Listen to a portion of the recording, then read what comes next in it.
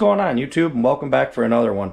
I had a buddy bring us power washer over, just like you see it. It's kind of a basket case. Brought the carburetor, gasket, the air filter, and this is what the power washer looks like. See, somebody took the carb off, attempting to work on it. So I told him, bring it all over. I'll get it running for you. So let's see if we can get it running. First things first, take the float bowl off. And you're going to see that there's a lot of crud in there. The bottom, not a ton, but decent amount. Next thing we're going to do with this carb is I was looking. When you bob this float up and down, you can see in here, the needle is not moving, it's stuck in there. So this machine sat with gas. They took it apart to try to clean the carb out. So take your pin out of your float, pull your float out, which it can be kind of a bear when they're stuck to not tear that needle up. So I'm gonna have to work at it a little bit. I might even ultrasonic clean it. Yeah, because if you pull too hard, you wind up ripping the float pin off, or the little clip, the float clip, or the needle, the clip for the needle that goes to the float. You'll bend it all up. Here it comes. I was finally able to just slowly start working at it, but it's definitely gunked up in there. So we're gonna pull that out. Next thing, get a tight fitting flathead. In here is a little brass jet, main jet. We got to get that out before we clean this carb. A lot of times I can get them out like this, tapping them in my hand, and oh yeah, it's all plugged up. Now we got to get the centerpiece of that out, which these can be a bugger. Push it down from the inside. This one is really seized in there. Sometimes I like to take a torch tip cleaner, or I'll gently tap the carb on my workbench like this. Let me see if I can get it out, and I'll show you. I was able to take a little pick I have, and it's kind of on an angle, and I was able to push in the center of the carburetor throat down on that brass jet. I worked it up and down a few times. Now, as you can see in the video, it fell out for me finally. These can be a real bear. Sometimes if you soak them first, you're able to tap the carb like this on a piece of cloth and it'll come out, but you can see all the green crap in there. So this thing's definitely plugged up. Now, one last thing we got to do is we got to take the throttle adjustment out, your idle adjustment, and underneath there is going to be your low idle circuit, and just pry up on it a little bit. And there's a really small hole at the end of these. This one's all green. Right here, there'll be a small hole. I mean, I'm talking tiny. And that'll cause your hunting and surging, your wah, wah, wah. Make sure that gets cleaned out good. So we'll fire up the ultrasonic cleaner and we'll start cleaning. Well, you guys have seen in my last video, or some of my other videos, some ultrasonic cleaner basket. I do need to change the fluid in there. I got this. I'll put my small parts in there, just like that. Seal it up.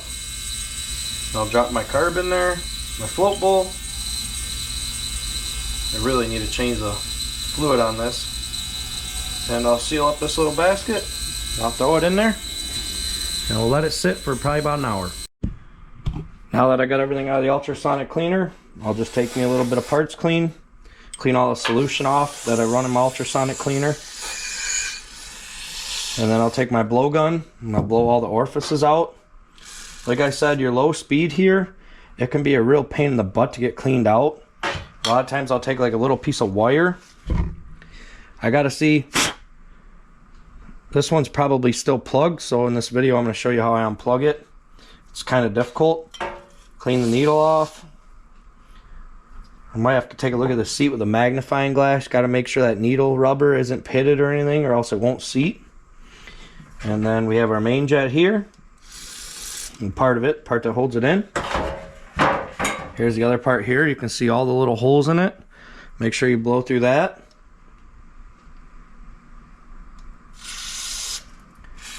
I'll take my air compressor and I'll blow through all that stuff again, and we'll get that low speed cleaned out.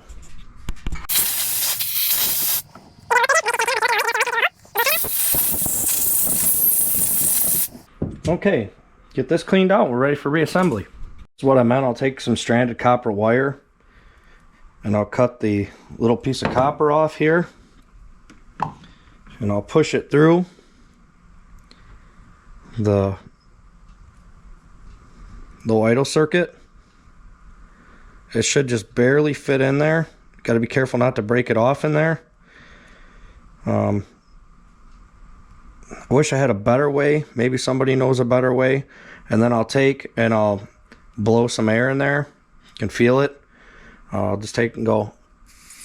I can feel the air coming out. Then you could take a magnifying glass and look down in there, and you'll know it's cleaned out. So I'll do that.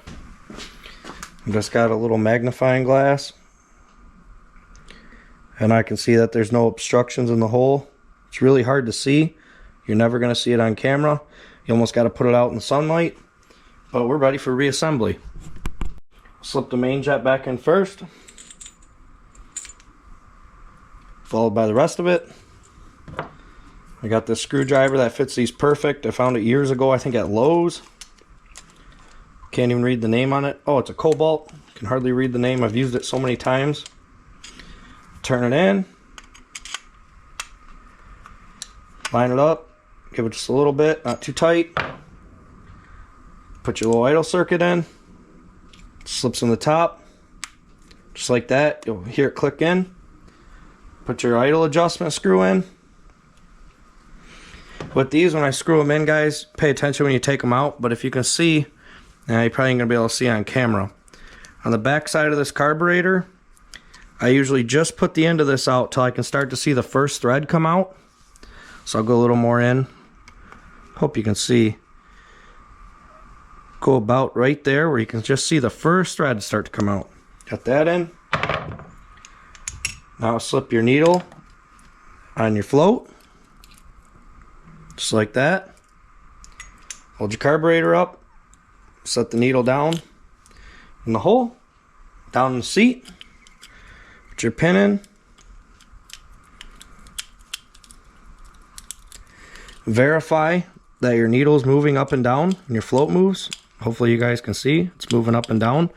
Now you can take and pressure test this. Put a little pressure in there. Make sure it holds. I'm not going to do that on this one. Everything looked pretty clean. You can also blow a little air into where the fuel line goes and make sure it seals off. I got lucky on this. My bowl gasket stayed on. Float bowl gasket during the cleaning. Figure out which way to line this up for your bowl drain. Go like this. There. So he can access the bowl drain. I do got to find a washer for the bottom of this bowl. So let me find one. This is why I keep the old carbs around here that I take off. I was able to rob the O-ring or the washer, the fiber washer off of it for the bottom of this bowl. I always like to keep junk like that laying around just for this situation. And thread this in. Tighten your bowl nut. And let's see what it's going to take to put this back on the machine since it came with it off the machine. Looks like putting this back together is going to be pretty straightforward. You got a choke. Well, first, before we put that on, well, shoot, I don't really know because I didn't take it apart. So I have to figure this out. Might have to remove the choke. You see, they still got the gaskets on here. That's what happens when you work on something that somebody else took apart. You don't know what you're working with. I don't know how they got that choke rod out. I see. I'm going to cut the camera off, and I think I got to take the gas tank off this thing. It's going to be a couple 10 mils on the gas tank. And just whip them off with my 1/4 inch impact. Well, I could tell somebody was in here playing around.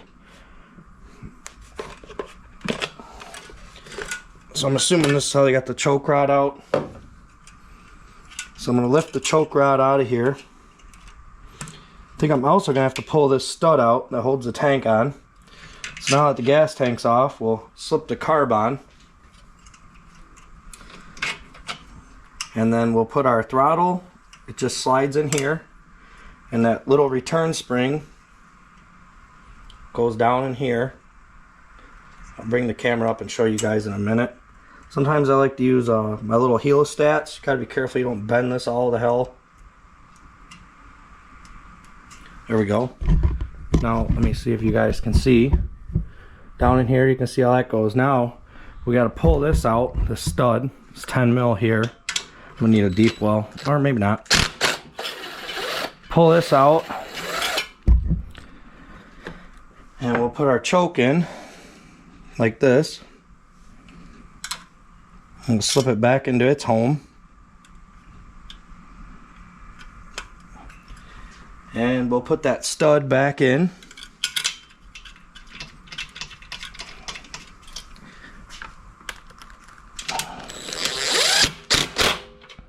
That. And now that we got that on, we'll finish getting the, well actually, I guess we'll put the fuel tank back on. There's a screw up here for the air cleaner housing. I have a feeling I'm gonna have to take the shroud off. I'm not really sure how they got it off. Let me see how this goes on first. Yeah, this shroud's gonna have to come off to get to this bolt here. I'm almost positive otherwise. Well, let me see. I might be able to sneak it in. It's right here. I'm going to try to sneak it in with leaving the shroud on this. So let's get the gas tank back on.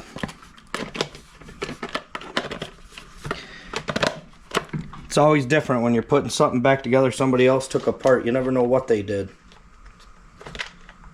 I might have to straighten the threads out on this one stud. Somebody's got it all cross-threaded.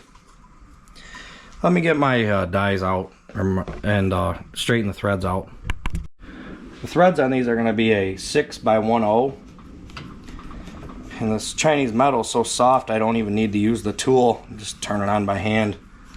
And I do have a box of spare nuts and bolts I keep. I'm going to find another nut for this. Another flared nut. Because like I said, somebody cross-threaded it. So now that it's straightened out, I probably could run a chase in the original nut. But like I said, I have a box. So let me go find a nut for this. I had to find one for the carburetor too. Now that I got those threads straightened out, I'll take and put the gas tank back on. We'll tighten that back up. Like I said, I got a pile of nuts and bolts. Found a nut that fits this.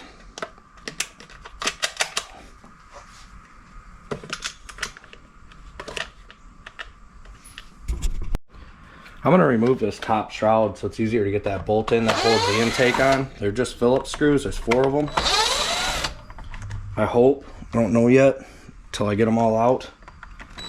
Otherwise, if I try to cram that screw in there, it's going to wind up cross-threading, and you don't do stuff like that. We'll get this top cover off and see what it takes to get the rest of it off. Oh, lovely. It looks like I get to take the whole recoil housing out. Alright, so you got these 3 10mm, I believe they're going to be. We're going to take those out and the whole shroud should come off. Let's get these 10mm nuts off.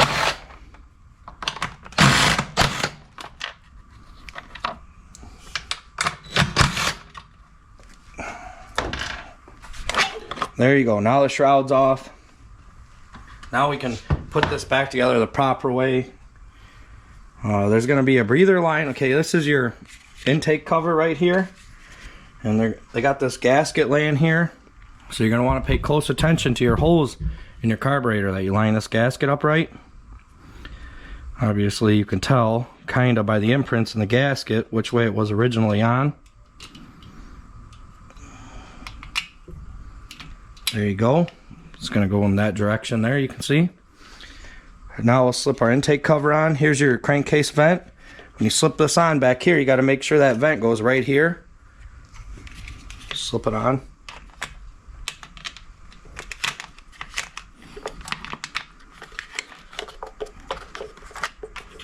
Or actually, wait, I almost made a mistake. Before we put that on, this fuel line has to go on.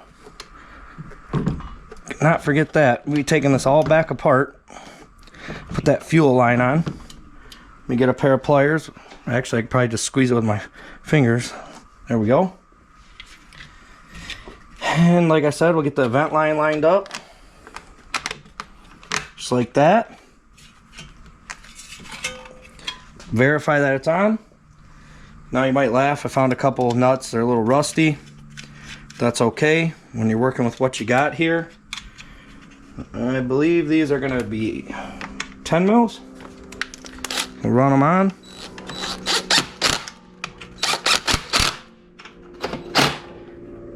Just like that. Now you got that bolt that goes through the top here. Put that in. That's why we had to take the shroud off. Just like that. I know a lot of people might criticize me when they see this video for using a cordless impact to run these in. Whatever. Be mad about it. Use your own opinion, but I've done it that way for years. You really should just go with the hand so you don't over tighten them, but when you get used to using one of those, you'll be alright. And there is one thing I want to talk to you guys about before I run this machine. I'll explain something about working on power washers. Tighten those down.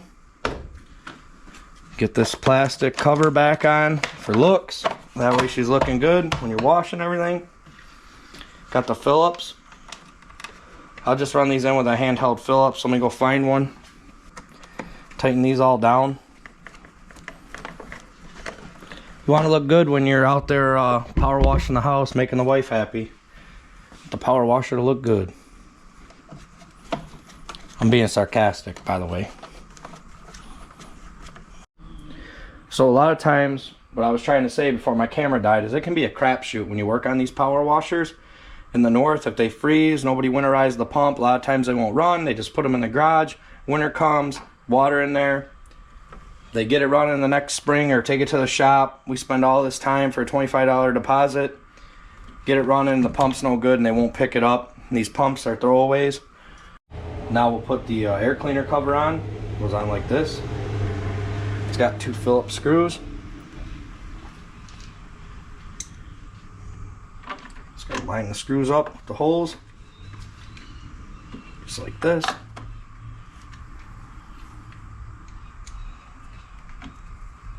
Tighten them down. And we'll hope that it runs. Now, when I work on power washers, I've seen people start them with no water in it. I'm highly against that. Looks like the air filter cover is going to turn to lock on. So I'm going to take this outside, hook it to my hose. I don't care if you run it for 10 seconds, 5 seconds, whatever. I don't think it's good for the pump to run them without water, so I never do that. Especially being somebody else's. One thing if you blow your own up. And I got to get the hose on, get the water hooked to it, and we'll see if it runs. And I got to put some gas in it. Okay, moment of truth. Let's put the water on. Pull the choke out. Put the engine switch to run. See if this thing works.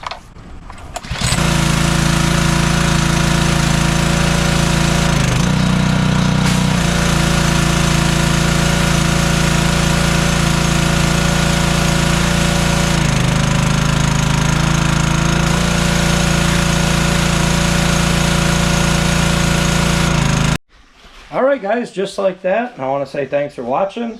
That was a real quick video on that power washer that came in as kind of a basket case, all took apart. Got it running great, got lucky, pump works great. So I'll get it back to my buddy and figure out how to square up. I mostly cared about the footage for you guys, so I don't know, case of beer or something, I'll tell them. Hell of a lot cheaper than what a shop charges, and I appreciate them letting me work on it. And I want to say thanks for watching again, and hit the subscribe button and stay tuned. I got a riding lawnmower out there he also brought over that it's got some serious issues, but I think we're going to be able to get it running. So smash the subscribe button.